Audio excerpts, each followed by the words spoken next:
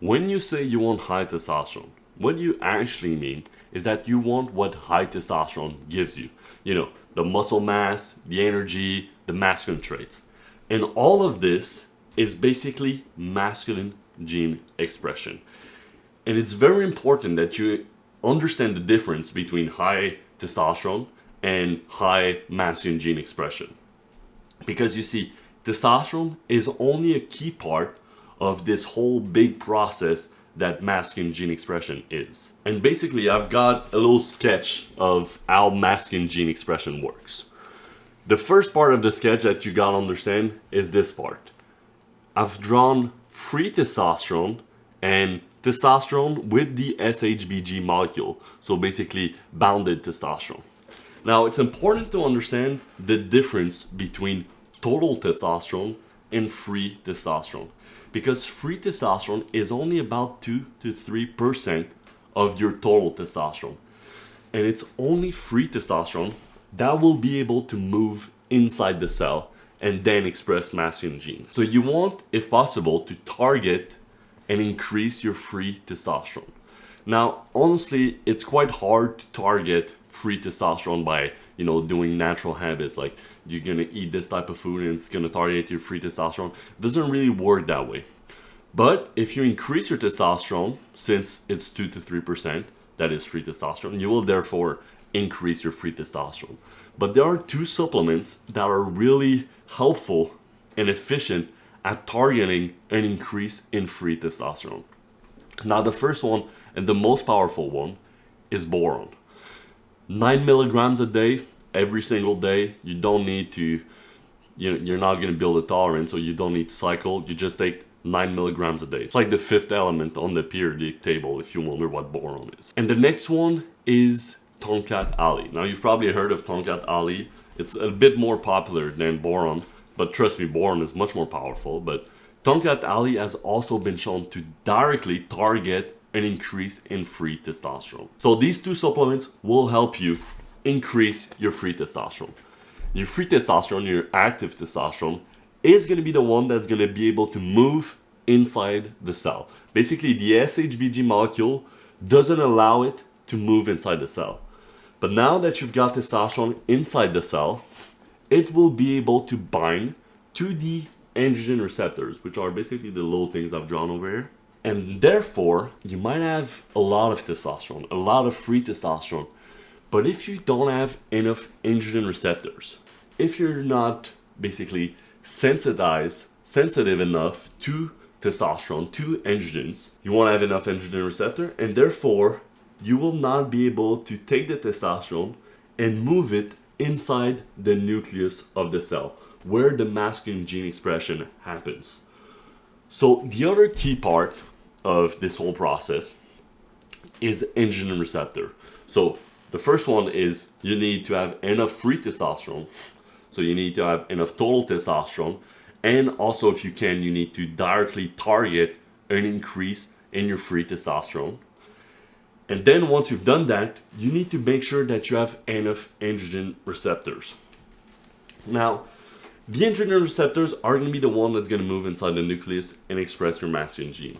So they can be a bottleneck to the masculine gene expression process. Therefore, there are guys that take TRT, that do SARMs, selective androgen receptor modulators, and they're not able to express what they want. When you take SARMs, it's for muscle mass, and TRT, it's also usually for muscle mass, but they're not able to see this increase, or at least the maximum increase in muscle mass they can get from the androgens, because they don't have enough androgen receptors. To make it all simple, basically, all the things that you do to increase your testosterone, eating right, sleeping right, exercise, managing your stress, are all these things are also going to increase the amount of androgen receptors you have. That's why it's even more important for someone, doing TRT or SARMs to still try to increase their testosterone, because what they will actually be doing by trying to increase their testosterone, even if they don't need to,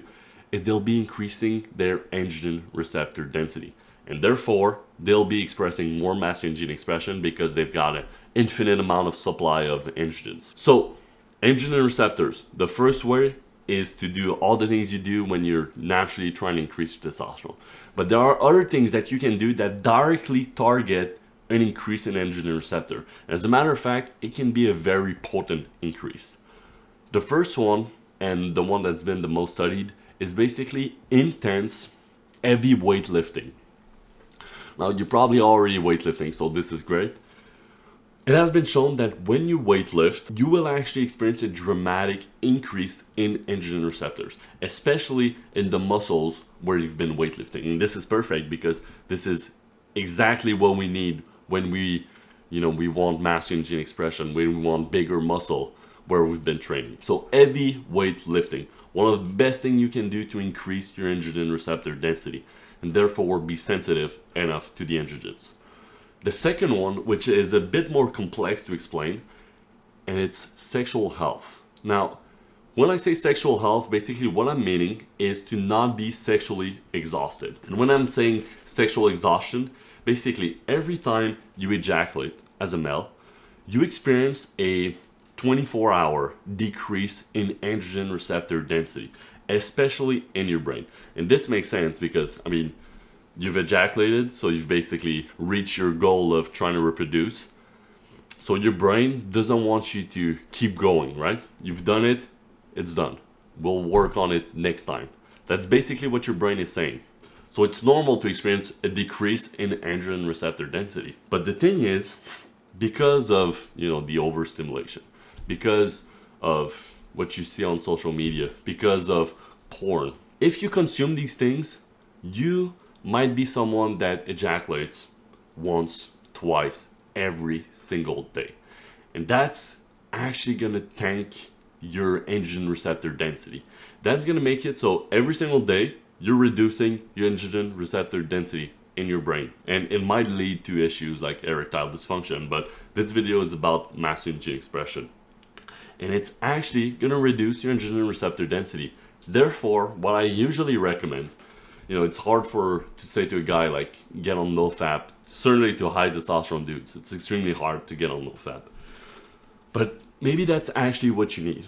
Or maybe what you need is to do it once a week, something like that. Maybe what you need is to find yourself a girlfriend and, do the thing with her, I guess. So those are basically the two, most potent ways to increase androgen receptor density that do not involve you trying to increase your testosterone. But another one that is equally as important is estrogenics. You need to understand what estrogenics are, because in this process that I've described over here, testosterone can bind with the androgen receptor and move inside the nucleus and then express, masculine gene expression.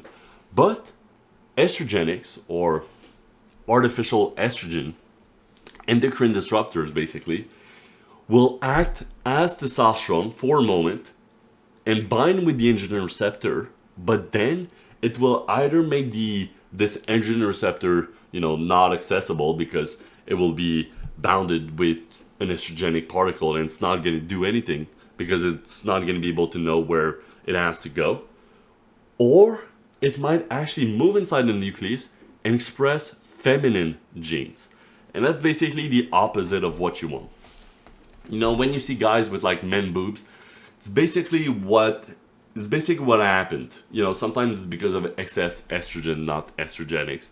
It's because, they're too fat or stuff like that. They've got too much estrogen. But it's important to avoid estrogenics. Now, if you don't know what estrogenics are, I'm going to make it simple. Imagine all the microplastic. You can assume that all of that is estrogenic.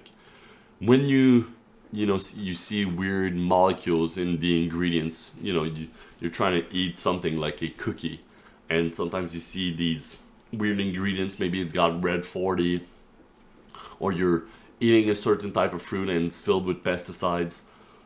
Those are estrogenic. Those are endocrine disruptors, and they will reduce your sensitivity to androgens if these endocrine disruptors bind with your androgen receptors. So avoid estrogenics. Now, this is still a simplified way of, seeing the whole masculine gene expression process, because, when you're trying to increase your testosterone, it converts to like 20 different androgens to therefore like end up with testosterone. Also, we didn't talk about DHT, but DHT is basically, 5 times as more potent than free testosterone, and it's free DHT that's actually going to give you, the most amount of masculine gene expression. But still, I think you made some progress. If you didn't know about androgen receptors and you just started learning about them, this is certainly going to help you, because seeing the whole process is much better than simply thinking and focusing about testosterone. And it's going to make you healthier.